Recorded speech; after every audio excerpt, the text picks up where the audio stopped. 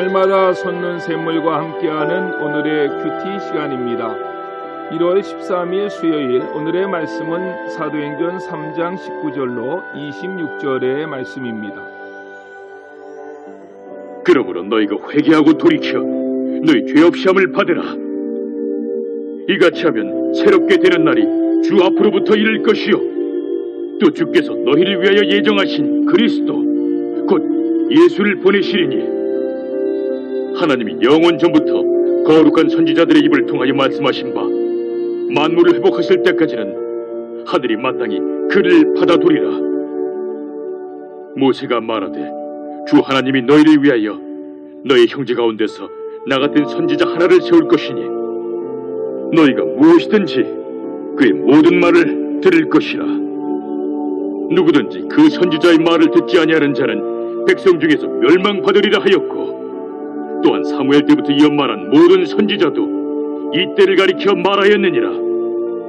너희는 선지자들의 자손이요 또 하나님이 너희 조상과 더불어 세우신 언약의 자손이라.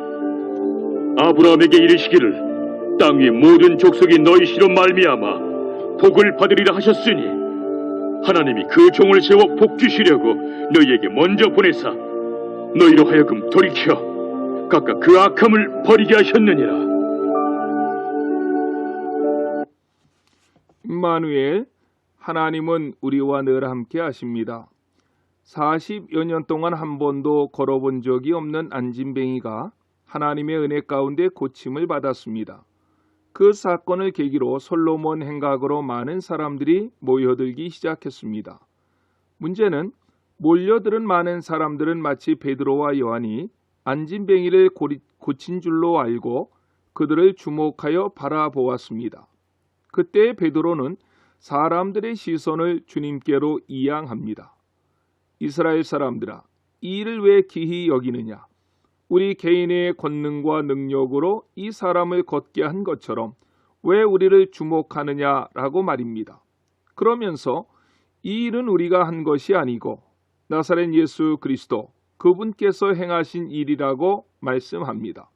우리는 다만 그리스도 예수의 증인일 뿐이라고 말합니다. 그러면서 오순절 설교 이후 베드로의 두 번째 설교가 시작됩니다. 그 설교 내용을 분석해 보면 자기들에 대한 자랑은 눈꼽만치도 없었습니다. 오직 예수 그리스도 그분이 누구이신가에 대해서만 선포합니다. 베드로가 그의 두 번째 설교에서 선포한 예수 그리스도 그분은 누구이십니까? 그분은 하나님께서 영화롭게 하신 분이라고 선포했습니다. 그분은 거룩하고 의로우신 분이라고 선포했습니다. 그분은 생명의 주님이 되신다고 선포했습니다. 이렇게 다시 한번 예수 그리스도를 소개한 베드로는 본문에서는 그들의 결단을 촉구합니다. 19절을 보십시오. 그러므로 너희가 회개하고 돌이켜 너희 죄 없이 함을 받으라고 했습니다. 여기에서 죄 없이 함을 받으라라는 말은 죄를 씻어내린다, 죄를 지운다, 또는 죄를 말살한다는 뜻을 가진 말입니다. 고대에는 파피루스라고 하는 얇은 종이 같은 곳에 글을 썼습니다. 그런데 파피루스에다가 글을 쓰는 잉크에는 산이 들어가 있지 않다고 합니다. 그래서 고대에 사용했던 잉크는 파피루스를 부식시키지 않아서 오랫동안 보관할 수 있었던 것입니다. 성경 말씀도 이 파피루스 위에 기록된 말씀입니다. 하지만 파피루스에 글을 쓴 잉크에는 산이 들어가 있지 않아서 파피루스를 부식시키지는 않지만 글씨가 완전히 마르기 전에 스펀지를 가지고 쓴 글을 씻어내리면 그 위에 쓰여진 글씨를 깨끗이 지을 수 있다고 합니다.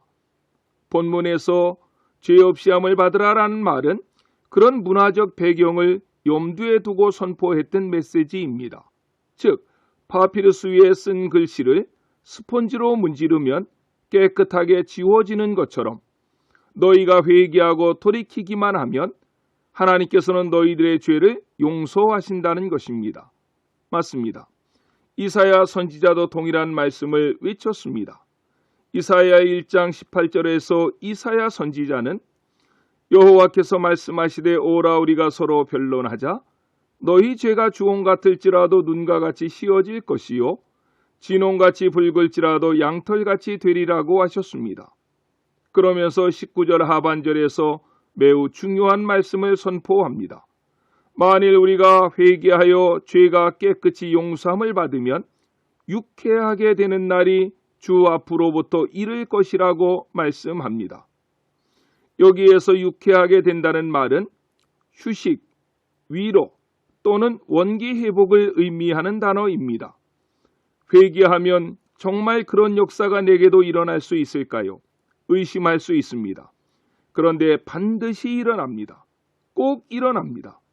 그 이유가 무엇인지 아십니까? 20절 말씀을 보십시오. 또 주께서 너희를 위하여 예정하신 그리스도 곧 예수를 보내시리니 라고 말씀합니다. 회개하는 자에게 하나님께서는 예수님을 보내주신다고 말씀합니다. 즉 회개하는 자에게 유쾌케 되는 역사는 회개한 나 때문이 아니라 예수님 때문이라는 것입니다.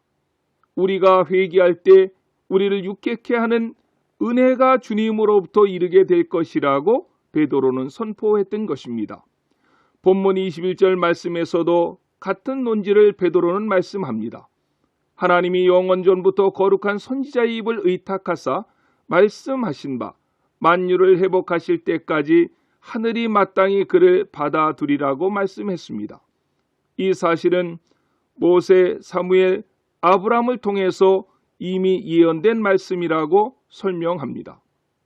그 내용을 본문 22절로 26절까지의 말씀에서 이어가고 있는 것입니다. 먼저 22절로 23절에서는 모세를 통해서 그 사실을 확인하고 있습니다. 24절에서는 사무엘 선지자 이후의 모든 선지자들이 그리스도를 통한 만유 회복의 역사를 증언하면서 마지막 25절로 26절에서 베드로가 다시 한번 예를 든 사람이 있는데 바로 아브라함입니다. 25절 하반절 말씀에 보면 하나님은 과거에 아브라함에게 이렇게 약속하셨습니다. 땅 위의 모든 족속이 내 씨를 인하여 복을 받을 것이라고 말입니다. 여기서 우리가 주목해야 될 것은 언급된 아브라함의 씨는 복수가 아니라 단수를 썼다는 것입니다. 무슨 말씀입니까? 모든 백성에게 복의 근원인 자는 아브라함의 자손들 중에서도 특별한 한 사람을 지목하여 가리키고 있다는 것입니다.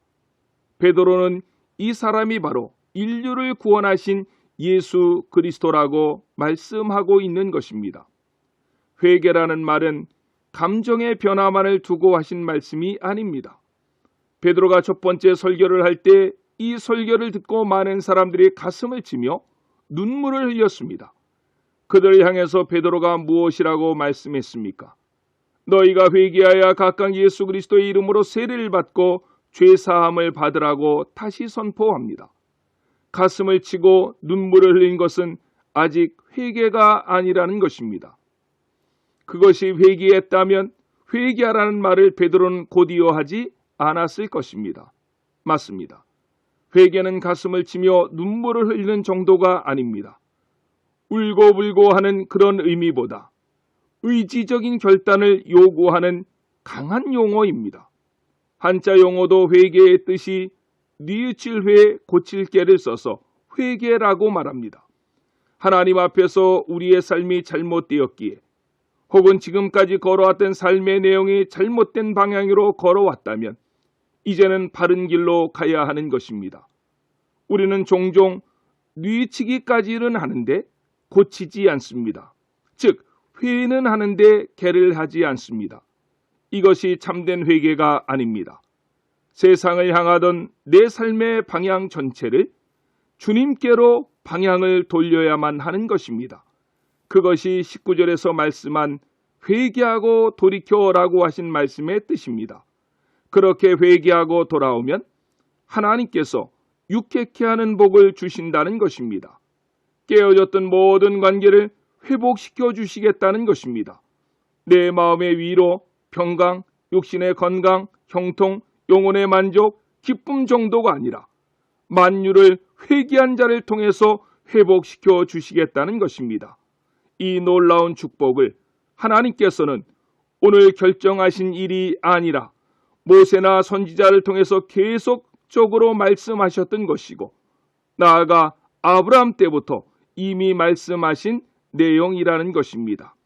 온전히 주님 앞에 회개함으로 주님께서 약속하신 이 놀라운 축복을 받아 누리시는 저와 여러분들 모두가 되시기를 예수님의 이름으로 간절히 축원합니다.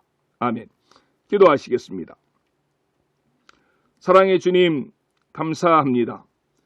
나면서부터 안진뱅이 된 사람이 40여 세가 되었지만 한 번도 걷지 못했습니다. 하지만 나사렛 예수 그리스도의 이름으로 그 사람은 일어나 걷기도 하고 뛰기도 하는 놀라운 기적이 일어났고 이를 구경하기 위해서 찾아온 사람들에게 베드로는 하나님의 말씀을 선포했습니다. 그 말씀을 우리가 듣습니다. 인간의 구원, 치유, 회복의 역사는 오직 예수 그리스도의 이름만으로 일어날 수 있습니다. 이것은 오늘날도 마찬가지입니다. 이런 놀라운 역사가 이 말씀을 듣는 우리 가운데에서도 일어나게 해 주시옵소서. 하나님, 코로나19로 너무 힘든 하루하루를 살아가고 있습니다. 우리의 죄를 용서해 주시고 코로나19 바이러스가 이 땅에서 물러가게 해 주시옵소서. 예수님의 이름으로 간절히 기도드렸습니다. 아멘.